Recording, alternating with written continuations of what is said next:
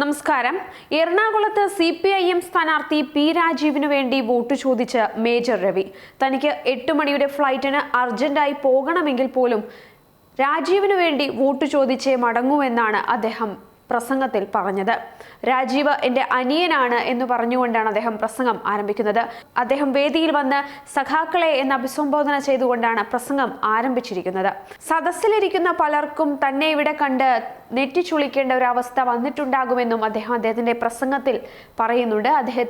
രാജീവിനെ വളരെ പുകഴ്ത്തിക്കൊണ്ട് തന്നെയാണ് അദ്ദേഹം പ്രസംഗം ആരംഭിച്ചത്. പല രാജ്യസഭാ MP-മാരും പാർലമെന്റിൽ പോകുന്നത് പെൻഷന് വേണ്ടിയാണെന്നാണ് മേജർ രവി പ്രസംഗത്തിൽ പറഞ്ഞത്. എന്നാൽ പി രാജീവ് രാജ്യസഭാ MP എന്ന നിലയിൽ മികച്ച പ്രവർത്തനം നടത്തിയെന്നും മേജർ രവി വ്യക്തമാക്കുന്നു.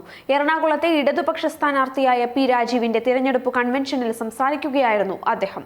BJP അനുഭാവിയായി അറിയപ്പെട്ടിരുന്ന മേജർ രവി ഇടതുവേദിയിൽ CPM സ്ഥാനാർത്ഥിക്ക് വേണ്ടി വോട്ട് ചോദിച്ചത് പലർക്കും കൗതുകകരമായിരുന്നു. അദ്ദേഹത്തിന്റെ പ്രസംഗത്തിൽ സൂചിപ്പിക്കുകയും ഉണ്ടായി. പി രാജീവ് തനിക്ക് അനിയനെ പോലെയാണെന്ന് അദ്ദേഹം പ്രതികരിച്ചു. രാജ്യസഭാ MP എന്ന നിലയിൽ രാജീവ് നന്നായി പ്രവർത്തിച്ചു. രാജ്യസഭാ MP എന്നാൽ ആരാണെന്ന് രാജീവ് കാണിച്ചു തന്നു. ലോക്സഭാംഗമായാലും രാജീവിന് ഒരുപാട് കാര്യങ്ങൾ ചെയ്യാനുണ്ടാകും. അതുകൊണ്ട് മാത്രമാണ് താൻ ഈ വേദിയിൽ വന്നതെന്നും രാജീവിന് വേണ്ടി വോട്ട് ചോദിക്കുന്നതെന്നും അദ്ദേഹം പറയുന്നു. താൻ ഒരു രാജ്യസ്നേഹിയാണ്. ജനങ്ങളെ സ്നേഹിക്കുന്ന ജനപ്രതിനിധികളെയാണ് തനിക്ക് ആവശ്യം. 798 ചോദ്യങ്ങളാണ് രാജീവ് പാർലമെന്റിൽ നിരത്തിയത്.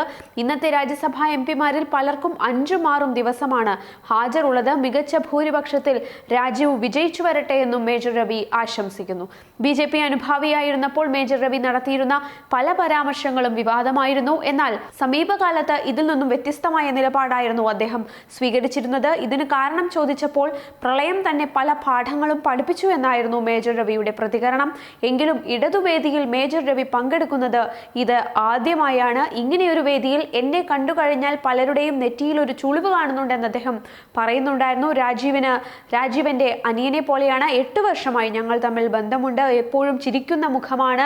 രാജ്യസഭാ MP ആയപ്പോൾ അദ്ദേഹത്തിന്റെ പ്രവർത്തനങ്ങൾ ഞാൻ ശ്രദ്ധിച്ചിരുന്നു. ഇവിടെ പല MP-മാരും പെൻഷൻ വാങ്ങാൻ വരുന്നതേ കാണാറുള്ളൂ എന്നാണ് പറയുന്നത്. അതല്ല രാജീവിൽ കണ്ടത്. കോൺഗ്രസ് ഭരിക്കുന്ന കാലത്തു തന്നെ രാജ്യസഭാ MP ആയ അദ്ദേഹം ജനങ്ങൾക്ക് വേണ്ടി ഒരുപാട് കാര്യങ്ങൾ ചെയ്തുവെന്നാണ് മേജർ രവി വ്യക്തമാക്കിയത്.